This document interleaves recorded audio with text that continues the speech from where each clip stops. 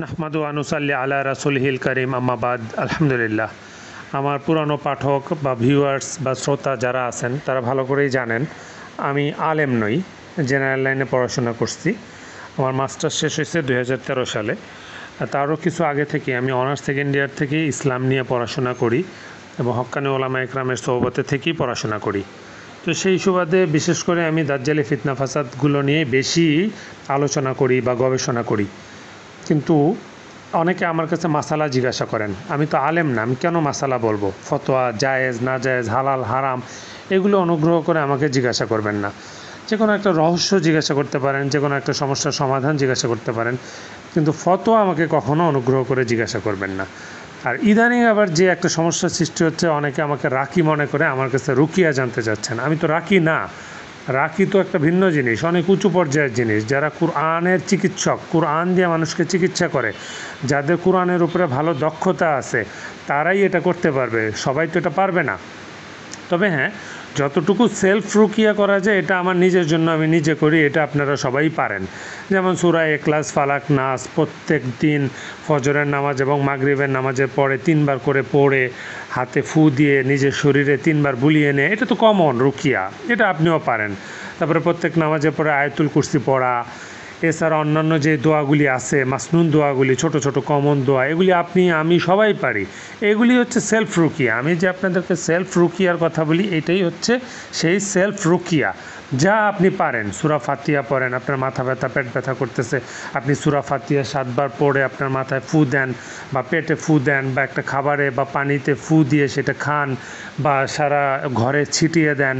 সূরা বাকারার যেই অংশটুকু আপনি পারেন বা যেই আয়াত যেখান থেকে পারেন, বা সূরা ইয়াসিনের 9 নম্বর আয়াত যদি আপনি পেরে থাকেন, তাহলে সেটাই আপনি 7 বার করে পড়ে আপনার শরীরে ফু দেন, বাচ্চাকে ফু দেন, তাহলে জিন শয়তান আপনাকে দেখতে পারবে না।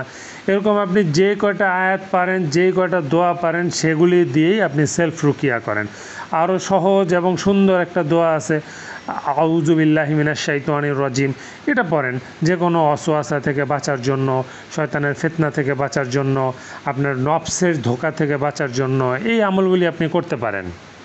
আমি আপনাদেরকে সেলফ রুকিয়া করার কথা বললে আপনারা মনে করেন যে এটা জটিল এবং কঠিন কিছু মনে হয়, আলাদাভাবে শিখতে হবে, জানতে হবে, পারতে হবে। না, আপনি যেই দোয়া, কালাম, সূরা পারেন সেগুলো দিয়েই আপনি নিজের উপরে আমল করেন। তবে শর্ত হচ্ছে ইখলাসের সাথে এবং ইয়াকিনের সাথে করতে হবে, অর্থাৎ দৃঢ় বিশ্বাস রাখতে হবে যে আল্লাহর কালামের বিশেষ শক্তি আছে এবং সেটা দিয়ে শেফা, অর্থাৎ রোগ মুক্তি পাওয়া সম্ভব, কালো জাদু থেকে মুক্তি পাওয়া সম্ভব। তারপর আরেকটা আমল আছে যেটা আমি আগেও বলছি, করোনার অ্যান্টিডোট হিসেবে।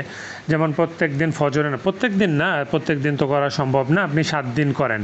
7 দিন ফজরের নামাজের পরে খালি পেটে 7টা আজোয়া খেজুর খাবেন ফজরের নামাজের পরে।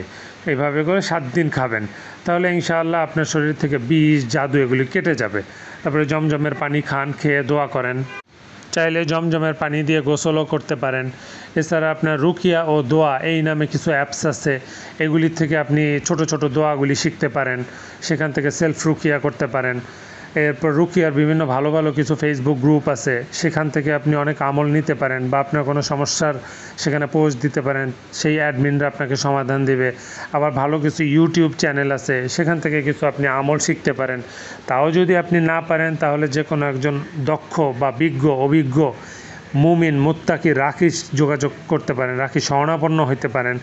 এই ক্ষেত্রে আপনারা অনেক সময় অভিযোগ করেন যে রাকিদের কাছে খরচ অনেক বেশি, অথচ তার চাইতে অনেক বেশি খরচ হয় কিন্তু কবিরাজদের কাছে, জাদুকরদের কাছে। আপনারা ভুল করে তাদের কাছে যান, তারা কিন্তু আপনাদের অনেক অর্থ সম্পদ নষ্ট করে ফেলে। তো সেই তুলনায় রাকিদের পরিশ্রম অনেক বেশি কিন্তু পারিশ্রমিক কম, এবং অনেকেই চেষ্টা করে তাদের সাধ্যমতো আপনাদের জন্য সহজ করার জন্য।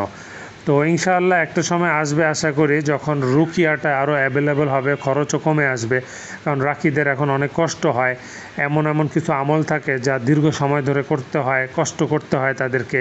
তো তাদেরকে উপযুক্ত পারিশ্রমিক তো দিতে হবে, দেওয়া উচিত। আমি রাকি না, কিন্তু রাকিদের পক্ষে কথা বলতেছি এই জন্যই, কারণ রাকিরাই একমাত্র ব্যক্তি যারা জিন, শয়তান, জাদুর বিরুদ্ধে লড়াই করতেছে এবং তাদের জীবনেরও অনেক ঝুঁকি থাকে। তাই আমি আপনাদেরকে আহ্বান করব, প্রথমে আপনারা নিজেরা সেলফ রুকিয়া করবেন। যদি সেটাতে না পারেন, কারণ কিছু কিছু বিষয় থাকে এত জটিল যে সেলফ রুকিয়ার দ্বারা হয় না, একজন অভিজ্ঞ রাকির কাছে যেতে হয়। তো সেই ক্ষেত্রে আপনারা রাকির কাছে যাবেন, একটু খরচ হইলেও আপনারা ইনশাআল্লাহ ভালো একটা চিকিৎসা পাবেন আশা করি। আল্লাহ তাআলা আমাদের জন্য সব কিছুকে সহজ করে দেন। আর আগেও আমি বলছি, আবারও বলতেছি, চিকিৎসার ক্ষেত্রে সর্বপ্রথম আপনারা রুকিয়া করবেন, অর্থাৎ কুরআনি চিকিৎসা নেবেন। প্রথমে নিজে চেষ্টা করবেন, না পারলে একজন রাকির কাছে যাবেন। এরপরে হিজামা করাবেন। তাতেও যদি কাজ না হয় তখন আপনারা ভেষজ বা ইউনানি চিকিৎসা নেবেন, অর্থাৎ নববী চিকিৎসা, যেটা গাছগাছড়ার দ্বারা করা হয় একদম প্রাকৃতিক উপায়ে। তাতেও কাজ না হলে হোমিও চিকিৎসা নেবেন। আর সেটাতেও কাজ না হলে সর্বশেষ বাধ্য হয়ে অ্যালোপ্যাথিক চিকিৎসা তো নিতেই হবে, কিছু করার নেই। কিন্তু চিকিৎসা থেকে মুখ ফিরিয়ে নেওয়া যাবে না।